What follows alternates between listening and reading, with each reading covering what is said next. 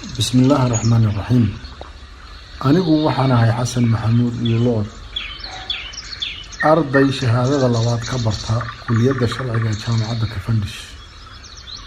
هدي الله يرضى وحنكسو بندقي دونا يوتيوب كانوا قالوا جدا تاريخ ذي كلا صار ده بقرطوية دوين شمبرها صوماليات شمبرها لقى هلاي أما لقوا أركي أما أين راهي صوماليا maalin kasta oo talaado ah waxaa soo gudbin doona qormo qiimo leh oo ku saabsan nolosha iyo aqoonta shimbiraha Soomaaliya. Hordhac gaaban in badan ayaan baadhis ku hayay shimbiraha Soomaalida.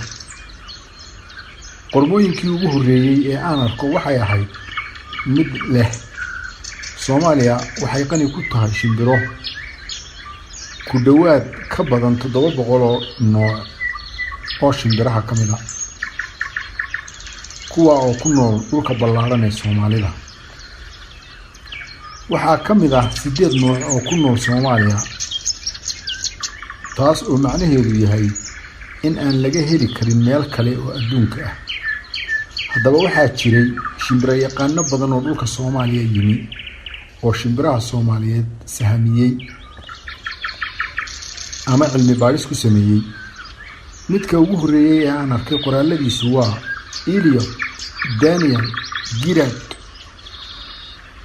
Daniel Girard Eliot wuxuu noolaa 1835 ilaa 1915 wuxuuna ahaa zoologist yaqaana cilmiga xayawaanka wuxuuna ahaa asaasihii ururka shimbira yaqaanka Ameerika. wuxuu ku dhashay magaalada New York 7 Maarso 1835. wuxuu wax weyn ku soo kordhiyay cilmiga shimbiraha iyo taariikhda dabiiciga ah. Eliot waxa kale oo uu noqday khabiirkii ugu horreeyay ee cilmiga xayawaanka ee masxafka Chicago sameeyay. sanadkii 1896 waxa uu hogaamiyay socdaalkii masxafku ku galaabixiyay geyiga Soomaalida.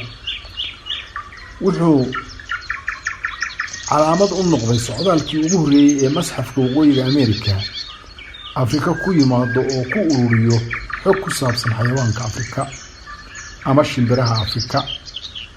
nabaday saaxiibayaal waa inoo talaadada dambe iyo cilmiga shimbiraha. وما من